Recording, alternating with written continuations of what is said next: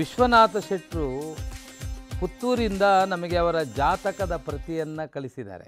25/1/1964 9:20 AM.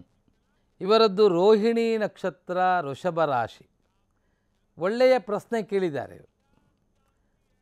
ಗುರುಗಳೇ, ನನ್ನ ಜಾತಕದಲ್ಲಿ ಕೇಮದ್ರುಮ ಯೋಗ ಇದೆಯೋ? ಒಂದು. ಇನ್ನೊಂದು, ಕುಜದೋಷ ಇದೆಯೋ? ವಿಶ್ವನಾಥ್ ಶೆಟ್ರೆ, ನೋಡಿ, ಕೇಮದ್ರುಮ ಯೋಗ ಇದೆಯಾ ಅಂತ ಕೇಳಿದ್ದೀರ. ಚಂದ್ರನ ದ್ವಿದ್ವಾದಶದಲ್ಲಿ ಯಾವುದೇ ಗ್ರಹಗಳಿರಬಾರ್ದು, ಕೇಂದ್ರದಲ್ಲಿಯೂ ಯಾವ ಗ್ರಹಗಳಿರಬಾರ್ದು. ಅದಕ್ಕೆ ಕೇಮದ್ರುಮ ಯೋಗ ಅಂತ ಹೇಳ್ತಾರೆ. ಆದರೆ ನಿಮ್ಮ ಜಾತಕದಲ್ಲಿ ಚಂದ್ರನಿಂದ ದ್ವಿತೀಯದಲ್ಲಿಯೂ ದಶಮ ಭಾವದಲ್ಲಿ ಶುಭಗ್ರಹ ಇರುವುದರಿಂದ ನಿಮ್ಮ ಕೇಮದ್ರುಮ ಇಲ್ಲಿ ಆ ಯೋಗ ಉಂಟಾಗುವುದಿಲ್ಲ. ಒಂದು, ಪರಿಹಾರದ ಅಗತ್ಯ ಇಲ್ಲ. ಇನ್ನೊಂದು, ತಾವು ಕುಜದೋಷ ಇದೆಯಾ ಅಂತ ಕೇಳಿದ್ದೀರ.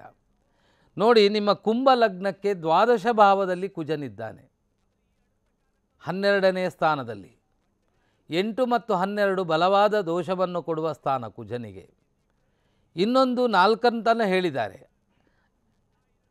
ಅದು ಏನೇ ಆದರೂ ಕುಜದೋಷದ ಬಗ್ಗೆ ನಾನು ನಿಮಗೆ ಹೇಳುವುದಾದರೆ, ಕುಜದೋಷ ಇದೆ. ಆದರೆ ಕುಜದೋಷದ ಬಲವು ಸ್ವಲ್ಪ ಜಾಸ್ತಿಯಾಗಿಯೇ ಇದೆ.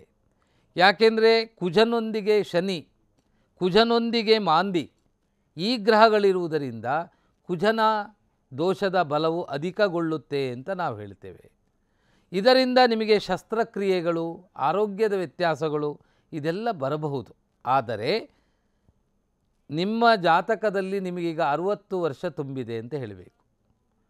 ಈ 60 ವರ್ಷ ಆದಂತಹ ತಮಗೆ ಈಗಿನ ಸಮಯದಲ್ಲಿ ಈ ವಯಸ್ಸಿನಲ್ಲಿ ಕುಜದೋಷದ ಪರಿಣಾಮ ಉಂಟಾ ಅಂತ ನಾವೇನಾದರೂ ನೋಡಿದರೆ, ನಿಮಗೀಗ ನಡೀತಾ ಇರುವುದು ಶನಿದಶ. ಈ ಶನಿದಶ 10/10/2026 ಅಲ್ಲಿಗೆ ನಿಮಗೆ ಶನಿದಶ ವಿರಾಮವಾಗಿ ನಂತರ ಬುಧ ಮಹಾರ್ದಶ ಪ್ರಾರಂಭ ಆಗುತ್ತೆ. ಅದರಿಂದಾಗಿ ಈ ಕೇಮದ್ರುಮ ಯೋಗದ ಚಿಂತೆಯೂ ಮಾಡುವ ಅವಶ್ಯಕತೆ ಇಲ್ಲ. ಕುಜದೋಷದ ದುಷ್ಪರಿಣಾಮವು ಪ್ರಸ್ತುತ ಈಗ ನಿಮಗೆ ಅಷ್ಟು ಅದರ ಫಲಗಳು ಉಂಟಾಗುವುದೂ ಇಲ್ಲ ಅಂತ ಹೇಳ್ತೇನೆ. ದೇವರು ಒಳ್ಳೇದು ಮಾಡಲಿ. ನಮಸ್ಕಾರ.